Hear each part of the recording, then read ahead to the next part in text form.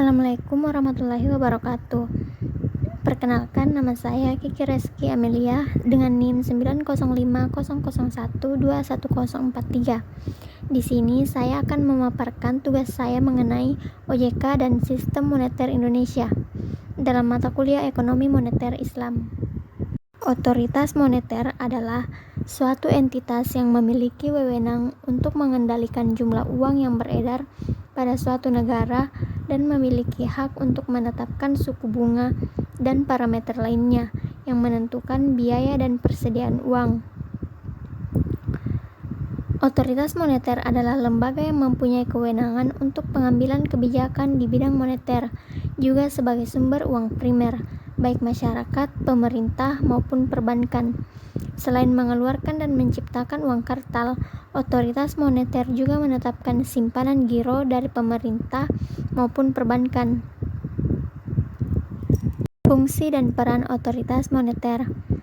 Pada bagian pertama ada fungsi otoritas moneter yaitu menciptakan uang kertas dan uang logam. Yang kedua, menciptakan uang primer. Yang ketiga, memelihara cadangan devisa nasional. Dan yang terakhir, mengawasi sistem moneter. Adapun peran otoritas moneter yaitu sebagai otoritas moneter, perbankan dan sistem pembayaran, tugas utama Bank Indonesia tidak saja menjaga stabilitas moneter, namun juga stabilitas keuangan atau perbankan dan sistem pembayaran.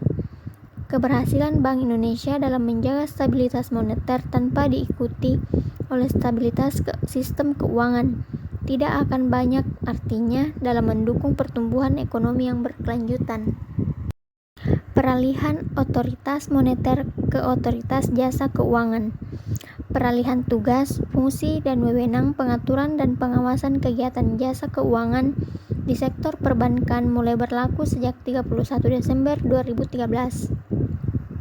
Bank Indonesia dalam hal ini masih tetap memiliki wewenang dan mengatur dan mengawasi sektor perbankan, yaitu dalam rangka perumusan dan pelaksanaan kebijakan moneter dan sistem pembayaran. Bank Indonesia menjalankan wewenangnya dalam kebijakan moneter dengan menetapkan jumlah uang beredar atau tingkat suku bunga dengan tujuan menjaga sasaran laju inflasi yang diterapkan oleh pemerintah menggunakan sejumlah instrumen, antara lain operasi pasar terbuka di pasar uang baik rupiah maupun valuta asing, penetapan tingkat diskonto, penetapan cadangan wajib minimum, dan pengaturan kredit atau pembiayaan. Fungsi, tugas, dan wewenang OJK. Yang pertama, ada fungsi OJK, yaitu menyelenggarakan sistem pengaturan dan pengawasan yang terintegrasi terhadap keseluruhan kegiatan di dalam sektor jasa keuangan. OJK adalah lembaga independen yang bebas dari campur tangan pihak lain. Yang kedua, ada tugas OJK. Tugas utama dari OJK adalah melakukan pengaturan dan pengawasan terhadap 1. Kegiatan jasa keuangan di sektor perbankan. 2. Kegiatan jasa keuangan di sektor pasar modal. Yang ketiga, kegiatan jasa keuangan di sektor perasuransian, dana pensiun.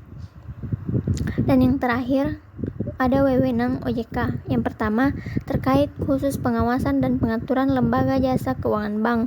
Yang kedua, terkait pengaturan lembaga jasa keuangan. Dan yang ketiga, terkait pengawasan lembaga jasa keuangan atau bank atau non-bank. Yang terakhir, ada peran strategis otoritas jasa keuangan. Peran strategis otoritas jasa keuangan diatur dalam pasal 34 Undang-Undang Nomor 3 Tahun 2004. Dikatakan dalam ayat 1 bahwa tugas mengawasi bank akan dilakukan oleh lembaga pengawas sektor jasa keuangan yang independen dan dibentuk dengan undang-undang. Dalam penjelasan pasal tersebut disebutkan bahwa lembaga pengawasan jasa keuangan yang akan dibentuk melakukan pengawasan terhadap bank dan perusahaan-perusahaan di sektor PS Levansara dan perusahaan peribasara, dana pensiun, sekuritas, jadal ventura, dan perusahaan pembiayaan, serta badan-badan lain yang menyelenggarakan pengelolaan dana masyarakat.